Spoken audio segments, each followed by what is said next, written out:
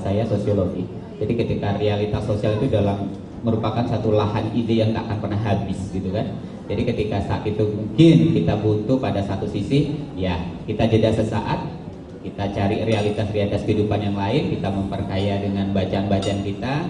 Sekali lagi kita fokus pada apa yang ingin kita tulis. Tentunya banyak cara lah, bukan hanya sekedar membaca saja, tapi membaca itu memang penting, tapi juga bisa dengan kita jeda dengan bergaul sama komunitas, kita bisa memperkaya diri dengan berdiskusi dengan orang-orang yang katakanlah mumpuni dalam bidangnya. Nah, sekali lagi kita ketika sudah memilih tentu kita harus tanggung jawab. Kalau butuh ya kita jeda sesaat, tapi tetap dalam rangka untuk menghasilkan sebuah karya. Itu menurut saya. Bagaimana pula menurut ya, Pak Angga? sebenarnya tak jauh beda. Semua kita proses menulis seperti itu ya. Itu semua orang menulis seperti itu. Memang ada pada masanya otak kita tak bisa berbuat gitu. Tapi itu juga kan terjadi juga pada penulis-penulis besar gitu. Hingga produktivitas para penulis-penulis besar itu kan juga tidak banyak. Ketika mereka ada punya karya yang monumental gitu ya, yang menjadi perbincangan hangat, kemudian setahun dia tidak muncul, tapi tahun berikutnya muncul gitu. Mereka menjaga kualitas karya.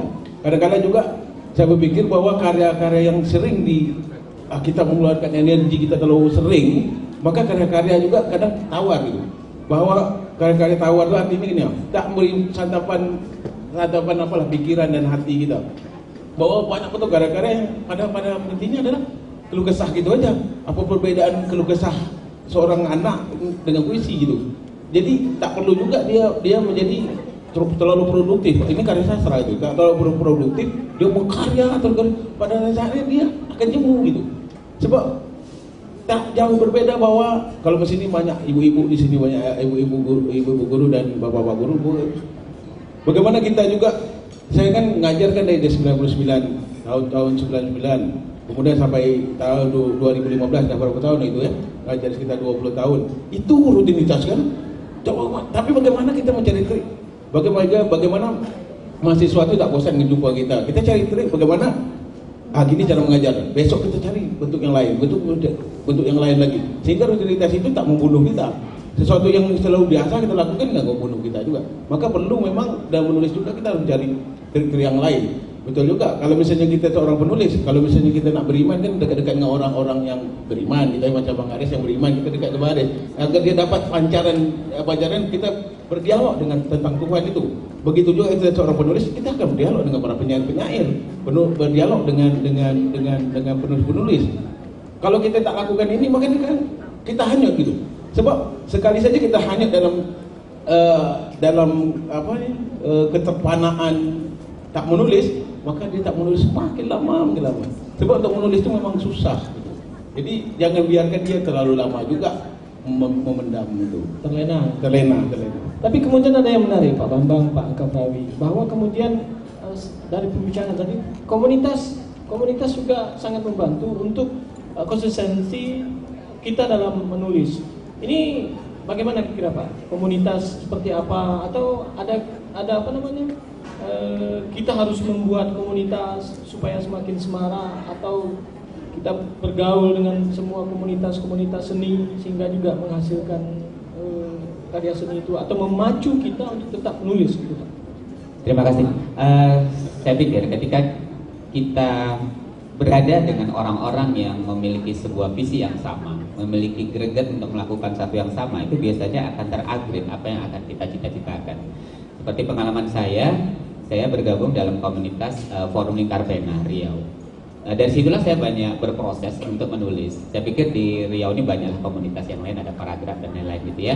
Tapi saya pikir itu adalah pilihan. Ketika kita bergabung di situ pasti punya pertimbangan. Tapi saya sarankan bergabunglah agar karya-karya kita itu ketika bergabung bisa menjadi tempat untuk bisa saling berintrospeksi terhadap sebuah karya sebelum dipublis, saling bisa memicu adrenalin kita untuk bisa lihat yang ini bagus karyanya. Pasti ada sebuah energi pula untuk menghasilkan karya yang bagus. Jadi berkomunitas itu sangat bisa mengupgrade karya-karya kita. Nah, dalam organisasi apapun ketika kita berkarya di sana, ketika dalam komunitas apalagi sastra, itu pasti ada kegiatan-kegiatan yang mengarahkan pada evaluasi karya, kemudian memacu untuk mempublikasi karya, bahkan saling untuk bisa memberikan karya-karya terbaik agar karya-karya itu tidak hanya sekedar karya-karya yang hadir begitu saja. Akan beda ketika kita maju sendiri. Ketika kita maju sendiri, mungkin kita menganggap karya kita ya terbaik menurut kita. Tapi mungkin ketika kita bergabung, itu akan lain rasanya. Terima kasih. Itu pilihan Pak ya untuk komunitas, atau juga ada beberapa penulis yang memilih untuk mengurung diri sendiri dalam kamar, seperti Hamka Farawi barangkali. Bagaimana Pak Hamka Farawi? Ini kan salah satu cara merangsang kita untuk menulis, bahwa ada kawan-kawan menulis, kita ikut menulis gitu. Artinya rangsangan itu datang juga dari luar gitu. Karena faktor kadang kata orang faktor bakat itu kan berapa persen lah untuk jadi dia seorang penulis. Kalau misalnya dia tidak bergaul dengan penulis, setiap hari berhadapan dengan penulis, maka dia hilang juga kalau dia punya bakat gitu, ataupun dia keturunan penulis gitu ya. Mungkin saya, bapak saya, arwah saya penulis gitu, abang-abang saya penulis, Bang Taufik menulis, tapi tak semata darah itu turun gitu jadi penulis. Saya belum tentu lagi anak Bang Taufik itu jadi penulis gitu. Begitu juga. Tapi Bang Taufik bagaimana rancangan Bang Taufik tiap malam sampai jam 3 menulis, saya nonton TV gitu. Tapi awalnya datang, saya ini kan harus menjadi penulis juga, mengalahkan dia gitu. Artinya memang itu orang-orang terdekat mempengaruhi kita untuk jadi penulis tidak. Jadi saya minta maaf kalau bahasa Indonesia saya hilang nih. Sebab kalau dia tak muncul-muncul dia menjadi macam Melayu. Gitu. Memang itu salah satu. Di Pekanbaru ini banyak sekali alhamdulillah banyak sekali muncul komunitas-komunitas penulis, anak-anak muda semua berisi, dan mereka jadi. Tapi saya sarankan bahwa komunitas bukanlah tempat komunitas itu mengeksklusif diri, sehingga mereka harus membuka diri juga bahwa ada juga pandangan-pandangan lain yang memperkaya mereka gitu. Artinya bersinergi bahwa ini ada komunitas tempat kita mengasah, kemudian kita juga harus keluar bersosialisasi dengan yang lain. Ya, artinya ada faktor intern dan faktor ekstern. Betul, ya, betul. Bahasa kerennya itu. Betul. Pak. Yang permasalahannya kalau dia tak mau menulis itu masalah.